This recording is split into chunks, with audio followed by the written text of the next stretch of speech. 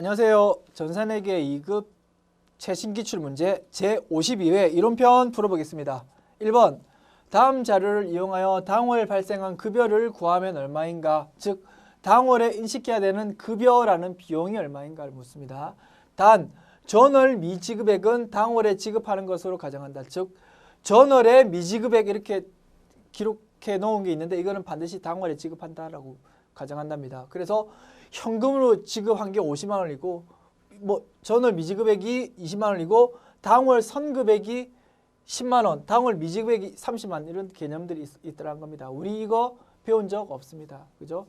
전산회계 2급 범위를 벗어나는 겁니다. 사실은 전산회계 1급 범위인데요. 자, 우리 출제 교수님께서 우리가 정해진 범위 지키지 않는 경우도 있더라는 겁니다. 게다가 1번 문제라는 겁니다. 자, 1번부터 이런 거 나오면 우리 수험생 입장에서는 굉장히 흔들리는 거죠. 1번부터 모르는 문제 나왔다 그러면 5분 잡고 막 씨름하다가 틀린다는 거죠. 그러면 이미 흥분하게 시작하는 거죠. 제가 여러분께 드리고 싶은 조언은 일단 기본적으로 우리가 배운 본문 내에서 모두 출제된다는 것을 명심하고 배운 범위 내에서 일단 문제를 풀자는 거죠. 그리고 우리가 배운 범위 내에서 반드시 출제되고 나는 그거에 대해서 반드시 맞출 수 있다라고 믿고 덤빈다면 이런 문제 나왔다? 일단 아쉽지만 1번이지만 일단 내가 모르는 범위라면 과감하게 찍고 넘어가는 게 좋을 것 같습니다. 우리 풀문제 얼마든지 많습니다. 우리 기출문제 풀어봐서 알겠지만 이거 틀린다 하더라도 뒤에 풀문제 얼마든지 많다는 겁니다. 우리가 풀고 풀문제 제일 억울한 게 뭡니까? 막 이런 것 때문에 말려가지고 막 5분 10분 날려먹었다가 나중에 뒤에 아주 쉬운 문제들 막 많은데 그거 못 풀고 그냥 시험장 나온다. 얼마나 억울하겠습니까? 물론 합격할 수 있습니다. 다 안 풀더라도 합격할 수 있지만 그래도 일단 처음부터 끝까지 안 풀고 나온다는 게 중요한 거죠. 그래서 이런 거 모르는 거 있으면 틀려도 된다. 됐죠? 그렇게 1번 문제에서 이런 거 나오는 경우 많더라도 나만 틀린 거 아니다. 다 틀린다는 거죠. 됐죠? 이거 하나 틀린다고 몇 점입니까? 우리 98점 맞으면 되죠. 안 그렇습니까? 자, 풀어는 보겠습니다. 이렇게 푼다는 겁니다. 어쨌든 요거 내가 출제했을 때 시험 칠 때 이거 나와서 틀릴 수도 있다. 근데 이제 이런 거 하나 나왔으니까 그냥 어려운 거 아니니까 우리 논리적으로 저렇게 푸는갑다 한번 구경해 보시면 되겠다는 겁니다. 어떻게 푸는 거냐면 전월에 미지급액으로 했다는 거 우리 기말 수정 분기에서 배웠죠. 미지급 비용이 있죠. 미지급 비용. 급여가 비용 아닙니까? 전월에 이렇게 분기했다는 거죠. 이번 달 말고 전월에 차변에 급여라는 비용을 지난달에 인식했고요. 급여라는 비용 인식했고 대변에 미지급 비용이라고 일단 인식했대요. 미지급 비용. 그 금액이 얼마라고요? 20만 원이래요. 20만 원. 이 금액이 20만 원이래요.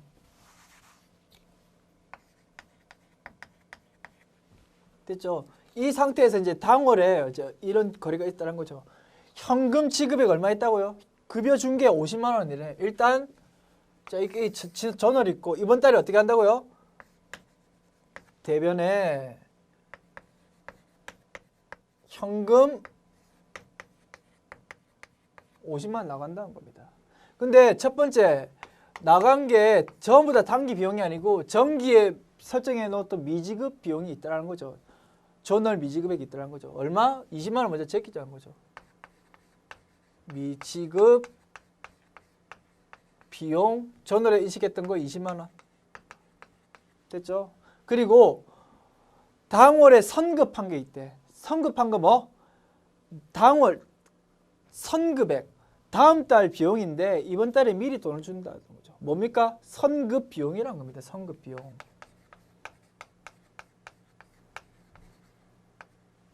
선급 비용. 선급 비용이 얼마 있다고요? 10만 원 있다고요. 이거는 전월의 비용이었고 이건 다음 달의 비용이래요. 이번 달 비용이 아니라는 거죠. 이번 달 비용 지금 구해라고 하는데 그럼 나머지 금액 얼마? 20만 원만 당월의 급여라는 비용이라는 거죠. 됐습니까? 이거 구하라는 건데 마지막 하나 당월 미지급액이 30만 원 또 있답니다. 그럼 이거 어떻게 해야 된다고요? 기말 수정 분기할 때 우리 뭐 배웠다고? 이거 배웠죠. 급여 미지급 비용. 이거는 지난달에 인식했던 거고 이번 달에 또 얼마 인식하자고 이렇게 인식하자고. 아직 돈은 안 줬지만 줘야 될 비용이 얼마 있더라고? 30만 원 있더라고. 급여 30만 원. 그리고 대변의 미지급 비용 30만 원. 이렇게 인식하자는 거죠. 이게 당월이지. 그럼 이 총 분기를 통해서 이번 달에 인식해야 되는 급여라는 비용이 얼마입니까? 여기 20만 원, 여기 30만 원, 합해서 뭐 50만 원. 답은 50만 원이라는 겁니다. 됐죠? 답은 50만 원. 어렵다, 그죠? 즉, 키 포인트는 뭐? 우리 기말 수정 분기 있죠? 미지급 비용, 선급 비용이라는 거에 대해서 우리가 자유자재로 회계 처리할 수 있는지 그거를 묻고 싶었다는 거죠. 됐죠? 그런데 우리가 한 번도 연습도 안 해봤는데 이거 실전에서 맞추기는 어려운 겁니다. 사실은. 그죠? 우리가 출제범위 아니니까 이런 연습을 안 했는데 이런 문제 출제되는 상황이고요. 어쨌든 문제는 이렇게 푼다는 겁니다. 그리고 이제 이게 익숙해진다면 나중에 전산회계 더 나아가서 전산회계 1급이라면 보통 이렇게 많이 풀죠. 어떻게 되냐면 그림을 이제 보통 그려서요. 자, 봅시다. 그림을 그립시다. 이게 전월, 당월, 차월 뭐 그러면 자, 전월, 당월, 차월로 했을 때 당월에 지금 비용을 지금 구하고 싶은데 돈 나간 게 지금 얼마라고요? 50만 원. 50만 원 나갔는데 그 중에 20만 원은 전월 거고. 그럼 마이너스 해야지. 왜? 이거 전월 거니까. 그리고 당월 선급액은 뭐? 또 마이너스 해야지. 10만 원. 왜? 이 다음 달 거니까. 그리고 당월의 미지급급. 아직 돈을 안 줬지만 인식해야 될 비용이 30만 원 있다. 플러스 30만 원. 뭐 이렇게 굳이 분기 안 하고 이렇게 이제 나중에 풀게 막 연습도 하고 그러시죠. 그러면 그렇게 하면 뭐 50만 원에서 20만 원 빼고 10만 원 빼고 30만 원 플러스해서 답은 50만 원 된다. 뭐 이렇게 빨리 구할 수도 있겠지만 어쨌든 그 이유는 뭐 결국은 우리 기말 수정 분계 논리로 지금 생각했을 때 그렇게 결론이 나는 거다라고 보면 될 것 같습니다. 됐죠? 자, 2번 다음 문제 넘어갈까요? 2번 다음 중 재고자산의 원가 계산 방법에 해당하지 않는 것은 자 봅시다. 재고자산의 원가 산정 계산 방법 뭐? 기말 단가 산정 방법인 거죠. 기말 단가 산정 방법 뭐 있습니까? 선입선출, 뭐 후입선출 해당하지 않는 것은 선입선출, 후입선출, 이동평균, 총평균, 개별법, 비싼 재고자산에 대해서는 꼬리표 직접 붙여가지고 계산하자는 개별법도 있었죠. 이동평균. 연수합계법은 뭐다? 우리가 안 배웠습니다. 이건 뭐다? 감가상각 방법. 우리 정액법, 정률법 배웠죠. 그 외에도 여러 가지 합리적인 방법이 있으면 쓸 수 있는데 그 중에 하나가 연수합계법이라는 겁니다. 이거 역시 뭐 우리가 안 배운 집은 좀 나왔다는 거죠. 지금 1번에서 안 그래도 흥분했는데 2번은 또 흥분하는 거죠. 1번, 2번 말려버리면 계속 그 뒤부터 막 흥분 상태를 풀게 된다는 겁니다. 자, 이런 상황에 있어서 이 문제는 우리가 틀릴 이유는 하나도 없다는 겁니다. 우리 선입선출법, 개별법, 이동평균 우리 배웠다는 거죠. 그럼 어떻게? 1, 2, 4번이 확실히 우리가 답이 아닌 걸 아니까 어떻게? 3번 맞출 수는 있다는 겁니다. 됐죠? 그러나 모르는 집은 나왔다 해가지고 불안해하지 말라는 거죠. 우리가 계속 강조하지만 우리 배웠던 내용에서 우리가 답을 찾을 수 있다라는 자세로 일단 덤벼야 된다는 거죠. 됐죠? 거기서 정답이 있다. 됐죠? 3번 다음 중 판매비와 관리비에 속하지 않는 계정 과목은 자 뭡니까? 수익비용 계정 과목 구분할 수 있는지 문제죠. 자 임차료, 복리후생비, 수선비, 이자비용 쉬웠다고 죠. 이자비용이 뭐? 영업외 비용이죠. 영업외 비용. 자 3번 쉽습니까? 안 쉽습니까? 쉽다는 거죠. 이제 1번, 2번 의도적으로 그렇게 문제 낼 수 있다는 겁니다. 그렇다고 당황하지 마라. 뒤에는 얼마든지 쉬운 문제, 전형적인 문제들이 얼마든지 기다리고 있다. 됐죠? 4번 다음 괄호 안에 들어갈 내용으로 알맞은 것은 자 이거 뭐 일정 기간 동안 경영성과 뭡니까? 손익계산서 너무 쉽죠? 자 5번 다음 괄호 안에 순차적으로 들어갈 내용으로 옳은 것은 자 비용이란 자 교수님들 좋아하는 이슈라는 거죠. 비용이란 수익이란 뭐 자본이란 뭐 이렇게 재무제표 구성 항목들에서 묻고 싶다는 거죠. 비용이란 경영활동과 관련된 재화의 판매 또는 용역 제공에 따라서 뭐 우리가 비용이란 뭐 우리 영업활동하면서 돈이 나간다는 거죠. 돈이 나간다는 거. 돈이 나가는 거. 자산의 뭐 용역 제공 등에 따라 발생하는 자산, 우리 돈이 자산이죠. 자산이 나가는 게 돈이죠. 유출이죠. 유출. 2번 아니면 3번이겠네. 유출이나 사용 또는 뭐의 증가겠습니까? 부채가 증가하겠죠. 나중에 외상으로 줄게 하면서 물건 사올 수 있겠죠. 그런 게 비용 아니겠습니까? 소모품비, 그죠? 소모품비 사올 때 외상으로 나중에 줄게 하면 뭐 미지급금이라는 비용, 부채가 증가하겠죠. 부채가. 그러면 뭐 부채의 증가, 부채. 그러면 답은 아까 2번, 3번 중에 하나라고 했죠. 1번 처음 거 유출, 두 번째 거 부채. 그럼 답은 2번이 되겠다, 그죠? 2번. 자, 막 말은 너무 어렵고 길게 했는데 쉬운 문제였죠, 그죠? 자, 마찬가지 아까 말씀드리고 싶은 건 1번, 2번만 좀 어려웠을 뿐이다. 뒤에는 전형적인 문제들이 나온다는 거죠. 6번 다음 결합관계에서 성립할 수 없는 것 또 전형적인 문제. 뭐 거래 판료소의 결합관계 문제 나왔다는 겁니다. 차변에 올 수 있는 거 뭡니까? 차변에 올 수 있는 거 자산이면 증가가 와야 되겠지. 성립할 수 없는 거 처음부터 틀려버렸네. 1번이 답이다, 그죠? 1번. 볼 것도 없다. 1번이 답. 됐죠? 너무 쉬웠나요? 좀 나머지 한번 봅시다. 차변에 올 수 있는 거, 차변에 올 수 있는 거 뭐 부채의 감소 올 수 있다. 부채의 감소 올 수 있다. 자산의 증가 올 수 있다는 거죠. 대변에 올 수 있는 거 뭐 자산의 증가 이것도 틀렸네. 그럼 1번이 확실히 답이고 대변에 뭐 부채가 증가한다는 거죠. 오른쪽이니까 수익의 발생 맞죠? 수익의 발생 맞다는 거죠. 그래서 1번이 답이었다라는 겁니다. 7번 다음 항목 중 재고자산에 포함되는 것은 몇 개인가? 이것도 어려웠다. 이것도 전산회계 2급 출제 범위 벗어나는 문제입니다. 됐죠? 자, 우리는 상기업이니까 재고자산 상품만 배웠습니다. 상품만 배웠다. 일단 비품은 유형자산이다. 아니라는 겁니다. 그러면 우리 저장품, 미착품은 뭘까? 재고자산이 맞습니다. 맞습니다. 그래서 답은 재고자산에 맞는 게 하나, 둘, 셋. 답은 3번, 3개다. 근데 우리 출제 범위에서 벗어났다는 거죠. 왜? 미착품 같은 거 우리 사실 전산회계 2급에서는 잘 다루지 않는 거죠. 개정 과목으로는 소개는 해놓습니다만 정확하게 그에 대해서 배우진 않는데 이렇게 몇 개인가 알려면 정확하게 다 알아야지 맞출 수 있는 거죠. 사실은. 그죠? 출제 범위에 벗어나는 건데 이 문제도 틀려도 된다는 문제입니다. 자, 근데 이제 나왔으니까 앞으로 또 재탕, 3탕한테 틀리면 좀 억울하지 않습니까? 그죠? 자, 이거 틀리는 게 정상일 수 있다. 이거 문제 내가 혼자 풀어봤을 때 틀렸다고 너무 상심하지 말라는 겁니다. 아까 처음 나왔던 1번이랑 이 7번 문제 정도는 틀릴 수 있는 문제다. 출제 범위 벗어나는 게 간혹 이렇게 등장할 수 있다. 그러나 제가 말씀드리고 싶은 거는 이 문제 나왔다. 와, 저 문제 나왔다. 와, 이렇게 흔들리면 안 된다는 겁니다. 중심을 잡으면 합격한다는 겁니다. 자, 우리 합격 기준점은 뭐라고요? 70점입니다. 지금 2개 틀렸다고 96점이에요. 96점. 96점 하면 되죠. 그죠? 자, 일단 나왔으니까 우리 재고 자산에 대해서 우리 조금 정리해 보려고 정리해보고 다음에라도 이런 문제들이 나오면 틀리지 말자는 거죠. 물론 우리 재고 자산에 포함되는 거 이거 우리 본문할 때는 배웠죠. 그죠? 우리 핵심 기출 문제로 하나 소개해가지고 정리했지만 우리 기출 문제부터 이렇게 보시는 분이나 기출 문제만 보시는 분 같은 경우는 생소할 수 있으니까 이렇게 부연 설명을 좀 하는 겁니다. 자, 저장품은 뭐냐면 자, 우리 제조기업 같은 경우 제조하는 회사에서는 재고자산이 뭡니까?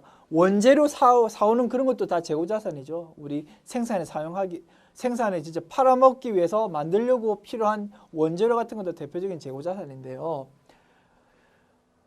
저장품은 원재료하고 조금 차이가 있는 게 원재료는 진짜 주된 재료가 원재료고 저장품은 주된 재료로 하긴 조금 애매하다는 거지. 뭐 예를 들어서 뭐 나사, 못 같은 거 있죠. 우리 제조업 꿍깡꿍깡 만들려면 나사 필요하지 않습니까? 근데 나사가 중요한 원재료로 보긴 좀 그렇지 않습니까? 그죠? 필요하긴 필요하지만 그렇다고 이걸 소모품비 이렇게 비용으로 처리하면 좀 애매하다는 거죠. 왜? 항상 쌓아놓고 이렇게 꺼내서 이렇게 쓰니까. 그래서 소모품이라고 하기도 좀 그렇다는 겁니다. 왜? 우리 주된 영업활동이 제조에 항상 쓰이는 거니까. 그래서 그런 거 같은 경우는 재고자산을 저장품이라는 개정 과목으로 많이 사용하더라는 거죠.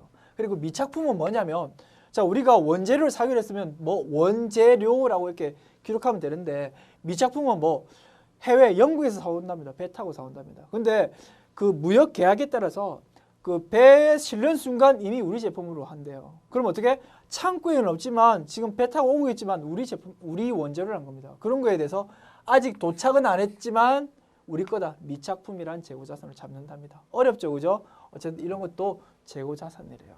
그리고 재고자산으로 또 속하는 것도 또 조금 더 소개해 보면 뭐 제공품이란 것도 재고자산이래요. 뭐 완성된 우리가 제조업인데 완성된 물건을 뭐라고 합니까? 제품이라고 하죠. 제품. 제품도 물론 재고자산이다. 상품은 뭡니까? 완성되어 있는 걸 우리가 사가지고 마진을 조금 붙여서 파는 그럴 때 물건을 상품이라고 하죠. 상품은 상기업의 재고자산이고 우리 제조기업의 경우에는 우리가 만든 물건을 제품이라고 부른다는 거죠. 제품, 상품, 저장품, 제공품. 제공품은 뭐 반쯤 완성된 거, 제공품. 이것도 재고자산이고 그리고 반제품이라고 있어요. 반제품. 말 어렵다 그죠? 반제품이래. 반제품. 뭐 반쯤 만든 거래요. 그럼 이거 똑같지 않습니까? 맞습니다. 이것도 반쯤 만든 거고 이것도 반쯤 만든 건데 제공품은 반쯤 만든 상태에서 팔아먹긴 좀 애매한 거. 그냥 우리가 가지고 있을 수밖에 없는 게 제공품이고 반제품은 반쯤밖에 안 만들었는데 이것도 뭐 거래가 된대. 반쯤 만들었지만 이것도 팔아먹을 수 있는 거. 그런 걸 뭐 반제품이라고 표시한대요. 이게 뭔지 정확하게는 구분할 필요 없다. 우리 범위 내에서.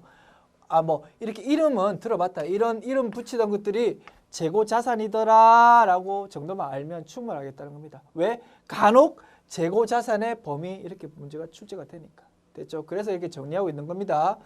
또 소개할 만한 게 뭐 있을까요? 적성품 그리고 시성품 막 이렇게 어려운 용어 나오는데요. 자, 이거 설명하기는 조금 애매한데 일단 뒤에 품자가 붙었네. 품. 물건인가 봐. 물건. 이런 것들도 적성품, 시성품 진짜 어렵게 내면 이런 용어 등장할 수도 있는데 이런 것도 재고자산인갑다. 재고자산이더라 라고 이 정도 알고 있으면 되겠습니다. 됐습니까? 그래서 제가 생각컨대 전부 품자가 붙었잖아요. 품? 그냥 품자 붙으면 생소한 용어가 붙어가 단어가 등장했는데 품자 붙었다. 그러면 우리가 모르지만 재고자산인갑다. 이렇게 생각해도 될 것 같습니다. 다만 비품 같은 건 우리가 확실히 배운 거죠. 유형자산에서 비품 속한다. 이런 건 확실히 아니까 이거는 확실히 아니라고 우리가 제낄 수 있는 거죠. 그렇게 맞춰도 되겠다는 겁니다. 굳이 요령으로 설명드린다면. 그죠? 그러나 우리가 요령에 너무 연연하지 마십시오. 요령은 뭐 그냥 최선을 다해서 이렇게 찍어야 될 때 그때 부득이 사용하는 거고 일단 정확한 지식을 알고 하는 게 제일 좋겠죠. 그죠? 적성품, 시성품은 그냥 우리 범위 아니지만 설명을 드리면 적성품은 뭐다? 우리가 홈쇼핑에 물건 팔아달라고 준 거예요. 그럼 어떻게? 우리 창고에는 없어. 뒤에서 홈쇼핑이 있지만 아직 안 팔리기 전까지는 우리 거니까 우리 재고자산을 포함시켜야 된다는 거죠. 그런 건 적성품. 시성품은 뭐 물건 한번 써보세요. 한 달 써보고 마음에 안 들면 반품하세요. 이렇게 파는 경우 있죠. 그런 건 뭐 이미 물건을 저쪽에 줬어. 구매자한테. 그런데 우리가 창고에 없지만 아직까지 한 달 되기 전까지는 아직 우리 상품이라는 거죠. 그럼 어떻게? 우리 재고자산에 포함시켜야 된다. 이런 개념. 시성품. 어렵다 그죠? 개념들 우리 범위 아니다. 품자다. 전부 품자로 돌아간다 라고 그냥 보면 될 것 같습니다. 조금 긴 시간 할애해서 재고자산 개정 과목들 소개해 드렸습니다. 8번 가나다의 내용으로 옳은 것은 자 1번과 7번이 까다로웠다. 1번과 7번이 까다로웠다. 그러나 나머지 문제들 전형적인 문제들이란 겁니다. 됐죠? 토지를 판매 목적으로 취득하면 어떤 걸로? 투기 목적으로 취득하면 어떤 걸로? 영업에 사용할 목적으로 취득하면 어떤 걸로 분류된다. 즉 같은 토지지만 그 보유 목적에 따라서 분류가 달라진다는 거죠. 우리 유형자산 할 때 우리 개념 설명드렸습니다. 우리 회계학이 똑같은 주식을 사더라도 보유 목적에 따라서 단기 매매 증권, 매도 가능 증권 이렇게 분류가 달라지듯이 토지도 우리 보유 목적에 따라서 판매 목적으로 우리가 토지를 사고 파는 회사래. 부동산 매매 회사래. 그러면 어떻게 이게 판매 목적이니까 재고자산이겠지. 재고자산. 그리고 토지를 투기 목적, 투자 목적으로 땅값이 오르면 팔아먹어야지 조금 근데 막 이게 우리 주 영업은 아니야. 조금 그냥 우리 주 영업은 따로 있는데 그냥 부수적으로 토지를 좀 샀다가 조금 그 부업이라고 표현하면 되나요? 우리 주된 영업은 따로 있지만 그냥 투자 목적으로 샀다가 땅값 오르면 나중에 팔아먹어야지 이런 목적으로 샀다면 그걸 뭐로? 투자 부동산이라는 투자 자산으로 됐나요? 그리고 우리 영업에 이제 사용하려고 공장 부지로 사용하려고 이렇게 샀다면 뭐 토지란 유형 자산으로 처리한다는 겁니다. 그죠? 보유 목적에 따라서 달라진다. 우리 본문에서도 소개해 드렸던 내용이 출제되었습니다. 2번 답은 2번. 9번 다음 내역 중 건물 개정 차변에 기입될 수 있는 것으로 옳은 것은 자 말이 어렵다 그죠? 건물 개정 차변에 기입될 수 있다. 즉 뭐 차변 대변 중에서 뭐 차변으로 분개를 하면은 자 차변으로 분개하면 어떻게 됩니까? 차변 대변 차변에 건물 대변에 뭐 현금 그러니까 현금을 주고 건물을 샀다 이런 분개를 총개정 원자인 그림은 어떻게 됩니까? 건물이라는 총개정 원장이 돼서 그 분개를 기록을 하면 어떻게? 건물이란 거에 차변에 기록이 되겠죠. 즉 건물 개정의 차변에 기입된다. 이 말은 뭐 그냥 차변 대변 이렇게 분개할 때 차변에 건물이라는 개정 과목 쓰는 게 어떤 건가 묻는 거다라고 보면 될 것 같습니다. 그래서 어려운 말 아닌데 처음 이런 말을 딱 용어를 접했을 때 이게 무슨 말인가 혹시 생각하시는 분이 있을 것 같아서 조금 설명을 드렸어요. 자 봅시다. 이게 뭡니까? 건물 취득한 후 자본적 지출 어떻게 회계 처리합니까? 차변에 건물 맞나요? 건물 그리고 대변에 뭐 돈 나갔으니까 현금 이렇게 처리하겠죠. 차변에 건물 가 맞다는 거죠. 나 건물 취득 시 취득세 지급 뭐 취득세는 뭘로? 건물의 취득 원가로 본다는 거죠. 그럼 어떻게 차변에 건물 회계 처리한 거 맞다는 거죠. 대변에 현금치겠죠. 차변에 건물. 그럼 가번, 납은 둘 다 맞다는 거죠. 다 건물 취득 후 화재보험료. 화재보험료는 뭘로? 보험료라는 세원가 원가 비용으로 보는 거죠. 그러면 차변에 건물이 아니고 뭐 세원가 원가는 비용이 오니까 다는 아니겠죠. 라 재산세 마찬가지 세원가 원가죠. 세원가 원가. 차변에 세원가 원가니까 당연히 아니라는 거죠. 답은 가, 나 1번이 되겠다. 됐죠? 10번 다음 거래에 대한 거래 요소의 결합관계로 옳은 것은 거래 팔 요소의 결합관계에 출제됐네요. 근데 뭐 기업주 개인 용도로 사용했다. 인출금이란 개념 과목 아는지 그것도 물어보고 싶었다는 거죠. 봅시다. 임대료를 현금으로 받아 기업주가 개인적인 용도로 사용했다. 즉 임대료 수익이라는 영업의 수익이 생겼다는 겁니다. 즉 차변에 현금 뭐 금액 없으니까 100원으로 합시다. 대변 임대료 수익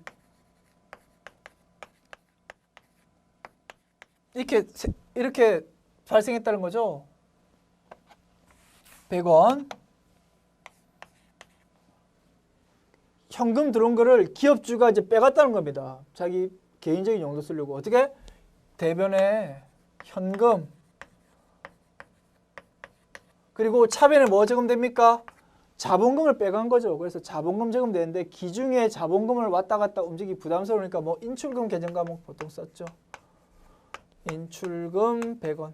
이 분개라는 겁니다. 이 분개에 있을 때 8요소 결합관계 어떻게 되는지 묻고 싶었다는 거죠. 자, 수익의 발생, 자본의 감소 되겠죠. 그리고 자산의 증가도 있고 감소도 있고 근데 뭐 자산의 감소 있지만 일단 자산의 감소 있고 자본의 감소 물론 있지만 증가했다가 감소했으니까 총 변동은 하나도 없다고 보면 될 것 같아요. 그죠? 그러면 수익의 증가, 자본의 감소 이게 답이 되겠다. 그죠?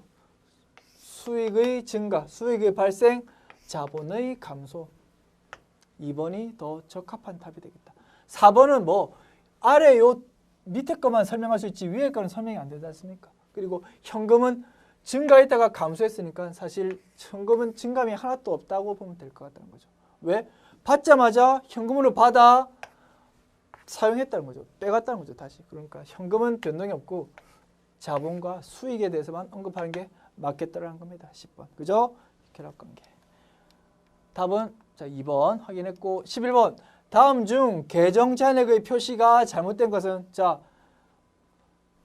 너무 쉬웠나요? 우리 계정 과목 잔액은 뭐 자기 위치에서 나타내야 된다는 겁니다. 자본금이 뭡니까? 자본은 잔액이 어디? 오른쪽에 와야 되겠지. 상품은 재고자산, 자산이니까 왼쪽 와야 되겠지. 잔액이 그죠? 이렇게 잔액이 왼쪽. 미지급금은 오른쪽. 부채니까. 임차보증금은 자산이죠. 기타 비유동 자산 아니겠습니까? 우리가 전세금으로 어디 보증금을 줬다는 겁니다. 나중에 돌려받을 거니까 돈 나갔지만 자산이라는 거죠. 그럼 어떻게 이쪽에 와야 되겠지. 4번이 틀렸다. 그죠? 자, 답은 4번. 12번. 기중에 소모품 12만 원을 현금으로 구입하고 다음과 같이 회계 처리했다. 결산 시점에 창고를 조사했더니 소모품이 3만 원 남은 것으로 조사되었을 경우 옳은 회계 처리는, 자, 12만 원을 현금해가지고 소모품비 전액 다 비용으로 처리했다는 거죠. 그런데 실제로 기말해 보니까 3만 원 남아있더라. 전형적인 기말 수정 분계 중에서 소모품의 정리 분계가 나왔네. 12만 원은 다 비용 처리하면 안 되고 3만 원만큼은 비용이 너무 과대 계산되어 있으니까 소모품이라는 자산으로 옮기자는 거죠. 소모품이라는 자산으로 옮기자. 3번. 소모품비라는 차변이 너무 많이 크니까 3만 원만큼 줄여주고 소모품을 인식하자. 4번.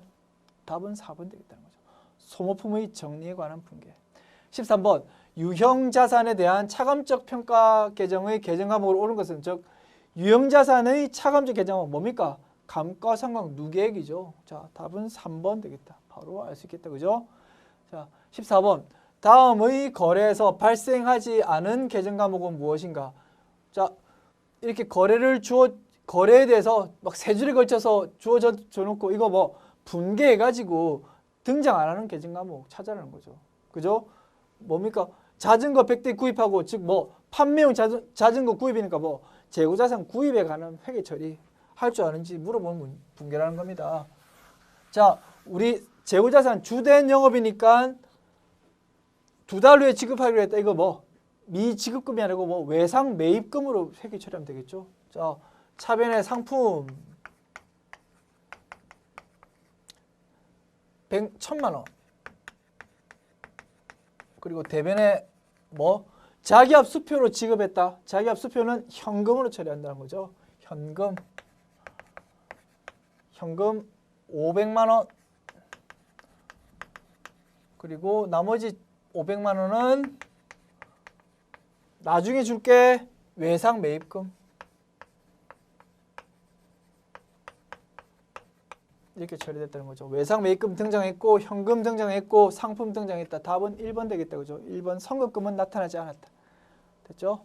15번. 다음 거래 자료에서 기초 자산을 계산하면 얼마인가? 전형적인 재무상태표와 손익계산서의 관계. 그죠?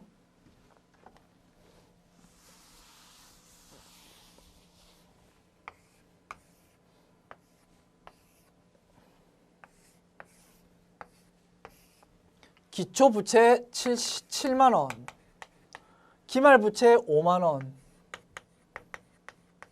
기말 자산 9만 원, 당기 순이익 2만 원이래요. 자, 기말 자본 얼마입니까? 기말 자본이 4만 원. 근데 여기서 2만 원을 더하니까 4만 원 됐다. 그럼 여기 2만 원이었겠네. 그러면 기초의 자산이 얼마였다고요? 기초 자산이 9만 원 되겠네. 9만 원. 3번. 답은 3번 되겠다라는 겁니다. 자, 우리 쭉 조금 긴 시간이었네요. 조금 긴 시간 동안 52회 풀어봤는데요. 제가 이렇게 길어진 이유가 문제 자체가 중요하다기보다는 1번, 아까 7번 두 개 우리 출제법을 벗어나는 문제가 나오다 보니까 제가 조금 설명이 길어졌다는 겁니다. 즉 문제 푸는 것도 중요하지만 그것보다 제가 말씀드리고 싶은 거 한 번만 더 강조한다. 우리가 배웠던 내용으로 모든 걸 풀어라는 거죠. 그리고 모르는 지문 하나 두 개 등장했다고 그것 때문에 휘청거리지 말고 우리 아는 범위 내에서 지문을 우리가 아는 지문으로 선택하자. 답을 고를 때. 그죠? 그렇게 우리가 아는 지문들이 전부 다 나머지 하나 네 가지 중에서 세 개가 우리가 확실히 아는 지문이면서 답이 아니다라고 보면 나머지 남은 거 하나가 당연히 답이겠지. 그죠? 그렇게 풀자. 그런 식으로 풀면 되고, 그리고 출제 범위가 벗어난 거에 대해서 고민하지 말자는 거죠. 최선을 다해서 우리가 공부했지 않습니까? 그거에 대해서 최선을 다해서 공부했으니까 그 아는 범위 내에서 풀고 혹시 출제범위 벗어날 수 있는 거 1번, 2번에서 등장할 수 있다. 그렇다 하더라도 제끼고 넘어가자. 왜? 우리가 공부 열심히 했으니까 뒤에서 풀 문제 얼마든지 많으니까 당황하지 말고 가볍게 제끼고 넘어가자는 거죠. 왜? 나만 이렇게 지금 상황이 아니다. 똑같이 지금 이 상황을 겪고 있다라고 생각하고 덤비자는 거죠. 됐죠? 한 번만 더 강조드렸습니다. 자, 고생하셨습니다.